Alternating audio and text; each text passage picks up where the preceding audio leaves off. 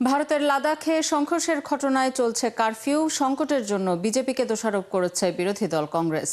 বিক্ষোভের নেতা জলবায়ু কর্মী সোনম ওয়াংচুকের বিদেশি অনুদান নিয়ে তদন্ত শুরু হয়েছে। এদিকে বিশ্ব নেতাদের আহ্বান উপেক্ষা করেই গাজায় চলছে ইসরায়েলি হামলা। নিহত হয়েছে আরও 57 জন ফিলিস্তিনি। অন্যদিকে হারানো ভূমি আবারও ইউক্রেন দখল করতে পারে বলে মনে করেন মার্কিন প্রেসিডেন্ট ট্রাম্প। ফ্রান্সের সাবেক প্রেসিডেন্ট সারকোজিকে 5 বছরের কারাদণ্ড দিয়েছে দেশটির আদালত। জানাবো সেই খবরও। বিশ্বের নানা প্রান্তের এমন নানা রকম সব খবর নিয়ে বিশ্বযোগের এখনকার আয়োজনে স্বাগত জানাচ্ছি আমি আফসানা শাওন। ভারতের লাদাখে প্রাণঘাতী সহিংসতার পর কংগ্রেস এক বিবৃতিতে জানিয়েছে এই সংকট বিজেপি সরকারের নিজেদের সৃষ্টি এবং লাদাখবাসীর দাবি বৈধ ও ন্যায়সঙ্গত। এরই মধ্যে বিক্ষোভে ব্যাপক সহিংসতার পর পুলিশের গুলিবর্ষণের প্রতিবাদে এবং লাদাখের সঙ্গে সংহতি জানাতে বৃহস্পতিবার ওই অঞ্চলের কার্গিল শহরে কমপ্লিট শাটডাউন কর্মসূচি পালিত হচ্ছে। পরিস্থিতি নিয়ন্ত্রণে রাখতে বিপুল সংখ্যক পুলিশ ও আধা সামরিক বাহিনী মোতায়েন করা হয়েছে। এদিকে লাদাখ বিক্ষোভের নেতা জলবায়ু কর্মী সোনম ওয়াংচুক এবং তার প্রতিষ্ঠিত একটি প্রতিষ্ঠানের বিরুদ্ধে আইন লঙ্ঘনের অভিযোগে বিদেশি অনুদান তদন্ত শুরু করেছে সেন্ট্রাল ব্যুরো অফ ইনভেস্টিগেশন।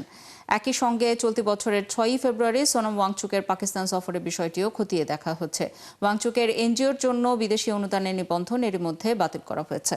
ভারতে হিমালয়ের সীমান্ত অঞ্চল লাদাখে জেনজি প্রজন্মের বিক্ষোভ অব্যাহত রক্তপাতের জন্ম দিয়েছে। সহিংস এই আন্দোলনে বিজেপি কার্যালয়েও অগ্নিসংযোগ করা হয়েছে।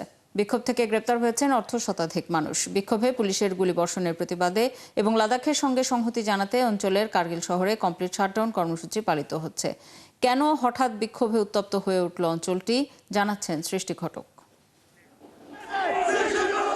2019 সালে মোদী সরকার জম্মু কাশ্মীরের বিশেষ সাংবিধানিক মর্যাদা ও রাজ্যপদ মর্যাদা বাতিল করে। তখন ওই রাজ্যের 3টি অঞ্চল ছিল: মুসলিম সংখ্যাগরিষ্ঠ কাশ্মীর উপত্যকা, হিন্দু সংখ্যাগরিষ্ঠ জম্মু এবং মুসলিম বৌদ্ধ সমান জনসংখ্যার লাদাখ। পরে জম্মু কাশ্মীরকে একটি আইনসভা সহ কেন্দ্রশাসিত অঞ্চল এবং লাদাখকে আইনসভাহীন কেন্দ্রশাসিত অঞ্চল বানানো হয়। এতে জম্মু কাশ্মীরের জনগণ অন্তত স্থানীয় নেতাদের নির্বাচিত করতে পারে, কিন্তু লাদাখ পুরোপুরি আমলাতান্ত্রিক শাসনে চলে যায়। লাদাখের 90% মানুষ তফসিলি জনজাতি হিসেবে তালিকাভুক্ত। তাই তারা ভারতের সংবিধানের 6ষ্ঠ তফসিলের আওতায় স্বায়ত্তশাসন ও সাংবিধানিক সুরক্ষা চাইছেন, যা উত্তর ভারতের কিছু অঞ্চলে বিদ্যমান। কিন্তু মোদী সরকার এ পর্যন্ত রাজ্য মর্যাদা কিংবা 6ষ্ঠ তফসিলের সুরক্ষা কোনোটিই দিতে রাজি হয়নি। এর ফলে কর্মসংস্থানও কঠিন হয়ে পড়েছে। আগে জম্মু কাশ্মীর একসাথে থাকায় লাদাখের লোকজনও সেখানকার চাকরিতে আবেদন করতে পারতেন। এখন সেটা সম্ভব নয়। লাদাখে সাক্ষরতার হার 97%, যেখানে ভারতের গড় মাত্র 80%। কিন্তু 2023 সালের জরিপে দেখা গেছে লাদাখের স্নাতক ডিগ্রিধারীদের মধ্যে 26.5% বেকার, যা ভারতের জাতীয় গড়ের দ্বিগুণ। এ অবস্থায় ক্ষোভ বাড়তে থাকে তরুণদের মাঝে, যা পরবর্তীতে রূপ নেয় সহিংস আন্দোলনে।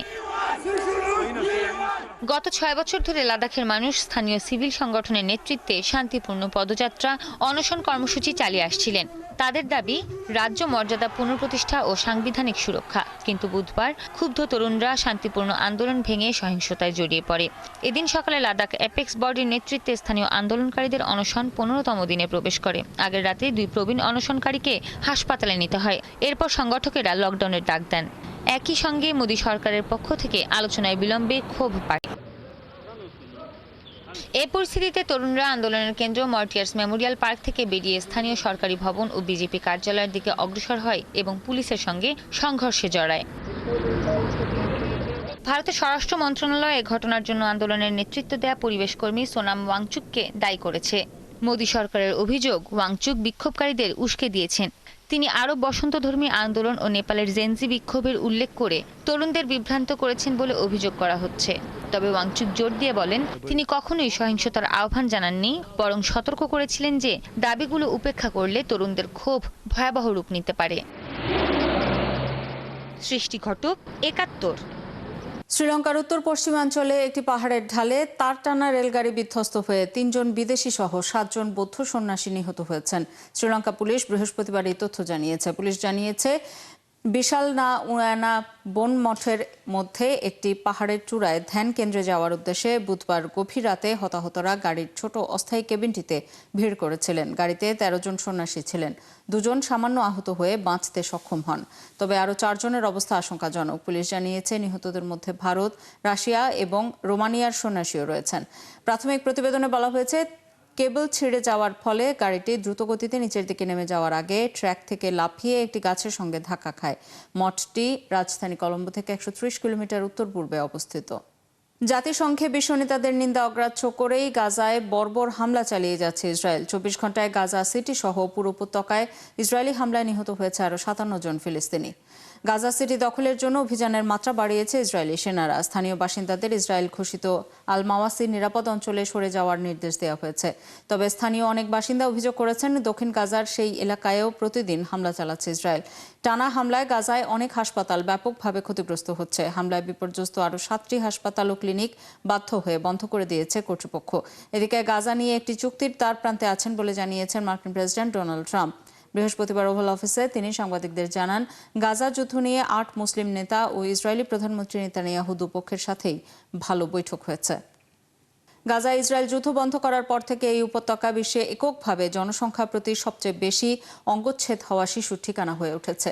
ফিলিস্তিনি শরণার্থী বিষয়ক সংস্থা UNRWA এর কমিশনার জেনারেল ফিলিপ লাজারিনি জানিয়েছেন, অক্টোবর ২০২৩ থেকে গাজায় মোট ৪,০০০টির মতো অঙ্গচ্ছেদের ঘটনা নথিভুক্ত করা হয়েছে। তিনি জানান, শিশুদের ওপর প্রভাব শুধু শারীরিক আঘাত বা ক্ষুধায় সীমাবদ্ধ নয়, তাদের ক্ষত গভীর ও অদৃশ্য। এর মধ্যে আছে উদ্বেগ, দুঃস্বপ্ন, আক্রমণাত্মক আচরণ এবং ভয়। অনেক শিশুকে ভিক্ষা, চুরি বা শিশুশ্রমে বাধ্য করা হচ্ছে। তিনি বলেন, এই অবস্থা যত দীর্ঘ সময় ধরে চলবে, শিশুরা তাদের চলমান ও গভীর ট্রমার ছায়ায় প্রজন্ম ধরে ভুগবে।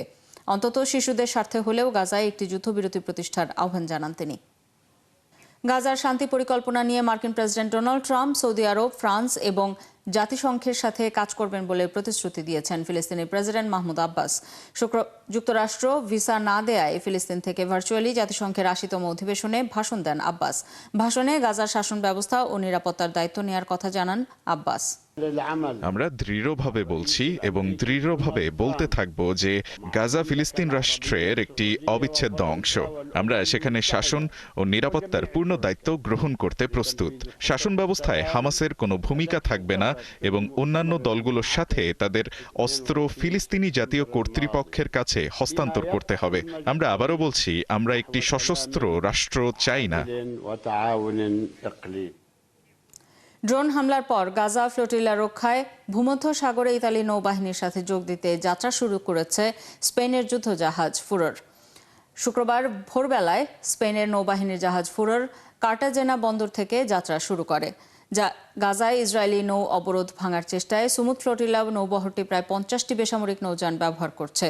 সুইডিশ জলবায়ু প্রচারক গ্রেটা থুনবার্গ সহ অনেক আইনজীবী, পার্লামেন্ট সদস্য এবং কর্মীরা জাহাজে আছেন। গ্রিক দ্বীপ গাফডোস থেকে আন্তর্জাতিক জলসীমায় যাত্রা করার সময় ইসরায়েল এই জাহাজগুলো লক্ষ্য করে বুধবার ড্রোন এবং স্টান গ্রেনেড ও চুলকানি পাউডার নিক্ষেপ করে। এতে কেউ আহত হয়নি, তবে জাহাজগুলোর কিছু ক্ষতি হয়েছে। এর কয়েক ঘন্টা পর গাজা ফ্লোটিলা রক্ষায় ভূমধ্যসাগরে প্রথম নৌবাহিনী যুদ্ধজাহাজ পাঠায় ইতালি। স্পেনের প্রধানমন্ত্রী পেদ্রো সানচেজ জানান, তার দেশের যুদ্ধজাহাজ ইতালির জাহাজগুলোর সঙ্গে যোগ দেবে। তারা গ্লোবাল সুমুদ ফ্লোটিলাকে সুরক্ষা দেবে। ইসরায়েলের প্রধানমন্ত্রী বেনিয়ামিন নেতানিয়াহুর ওপর ভ্রমণ নিষেধাজ্ঞা দিচ্ছে স্লোভেনিয়া। বৃহস্পতিবার এক বিবৃতিতে এই তথ্য জানিয়েছে দেশটির সরকার।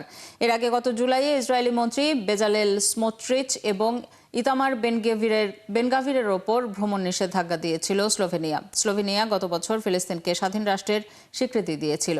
এর আগে আগস্টে ইসরায়েলের ওপর অস্ত্র নিষেধাজ্ঞাও দিয়েছিল দেশটি। তবে সঙ্গে ফিলিস্তিনের পশ্চিম তীরে ইসরায়েলের অবৈধ বসতিতে উৎপাদিত পণ্যও নিজ দেশে প্রবেশে নিষেধাজ্ঞা আরোপ করেছিল।